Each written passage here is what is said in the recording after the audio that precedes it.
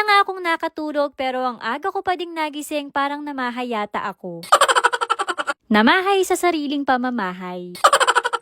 Ngayon na lang kasi ulit kami natulog dito, siguro nanibago lang. Kahit yung nanay ko hindi daw siya gaano nakatulog. Alas 4 pa lang yata ay gising na kami ni Daddy. Hindi muna ako bumangon agad at hindi muna ako lumabas ng bahay. Madilim pa kasi nung nagising kami kaya nakakatakot lumabas. Hinintay ko muna na medyo lumiwanag at nagkape na ako para makapagwalis-walis na dito sa may labas. Alas 12 ng hating gabi gising pa ako kaya rinig na rinig ko yung malakas na ulan. Merong kawayan dito malapit sa bahay kaya ayan grabe yung dahon. Kaya hindi pwedeng hindi ka magwawalis. Pero hindi naman malawak yung lupa dito kaya mabilis nang din walisin. Nung mga oras na to ay inaabangan namin si Kuya Junjun dahil bibili kami ng isda. Gusto daw kasi ni nanay ng hipon at crab kaya lang wala palang hipon. So kung ano na lang yung meron na trip namin, yun na lang yung binili ko. Pinag-iisipan nga namin kung uuwi na ba kami at sa bahay na lang namin lulutuin. Kaya lang si nanay gusto pa daw niyang magstay ng konti kaya ayan dito ko na lang niluto. Mabilis lang naman itong lutuin, mantika lang, maraming bawang at naglagay lang ako ng Sprite. Saka pala konting magic sarap. May sarili naman kasi itong lasa kaya hindi mo na kailangan mag-add ng kung ano-ano pang pampalasa. Mahilig ako dito, kaming lahat na magkakapatid mahilig. Kaya lang madalang ako magluto kasi yung anak ko at si Daddy ay may allergy. Lalo na si Fort kumain lang ng pansit na may hipon, ako yung mata biglang sumasarado at namamaga. Siguro kung nagpapalakasan kaming kumaing tatlo, talo na ako. Malakas na akong kumain at ang dami ko nang nakain pero mas madami pang nakain sa akin yung kapatid ko si Dikche. Nakadalawang plato lang ako ng kanin, aba yung kapatid ko nakatatlong plato. Bukod pa yung kinain niya pagkagising niya pa lang. So itong almusal niya pangalawang batch na. Ganyan daw kasi siya kapag may hangover, malakas kumain, kabaliktaran ng iba. Ako kasi magana ako kumain kahit ako lang mag-isa pero mas magana akong kumain kapag marami akong kasabay. Fast forward, pagkabalik naman namin dito sa kabilang bahay sa may San Juan ay tumambay lang ako sandali at magluluto naman ako. Gulay naman yung lulutuin ko ngayon. Para dito sa tokwa ay hindi ko na nga ipipirito sa mantika at gagamitan ko na lang ng air fryer. Para less oil na din. Minsan kasi kapag pwede naman sa air fryer, dito ko na lang sinasalang. May nagtatanong nga kung saan ko daw ba ito na order. Sa Shopee ko po na order kaya lang hindi na yata available. Ang tagal na din kasi sa akin yan. Nag-check nga ako sa freezer ng mga pwedeng ipang sahog at nakakita ako ng longganisa. Garlic flavor na ko pwede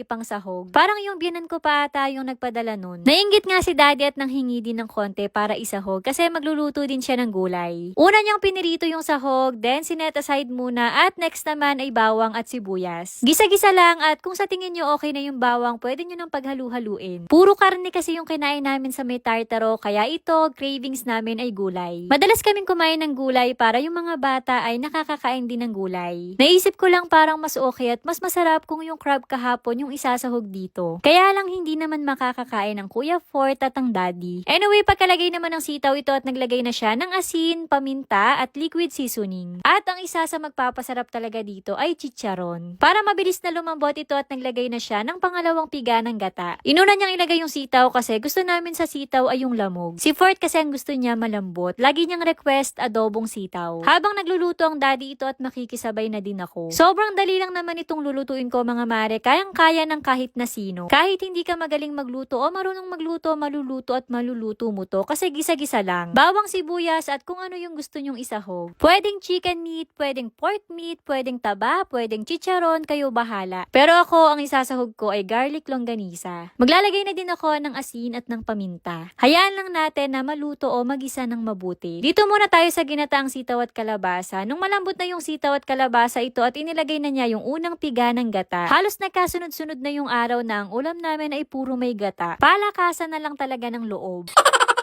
Mahina kasi yung tiyan ko sa gata at minsan nag-LBM ako pero carry lang naman kapag nasa bahay lang. Malapit na ngang maluto yung kay Daddy, so ito yung sa akin malapit na din. Naglagay na ako ng sayote at hinayaan ko lang na maluto kasi pagdating sa sayote hindi ko trip yung medyo hilaw. Gusto ko yung malambot. Kaya nung malambot na inilagay ko na itong toge. Masarap din dito kapag may oyster sauce kaya ito naglagay ako. Nakalimutan ko maglagay ng carrots pero carry na yan kasi may tokwa naman. Hahayaan ko na nga lang na maluto ito ng mga ilang minuto na lang at pwede nang kumain. Yun lang, salamat. See you sa next mini vlog.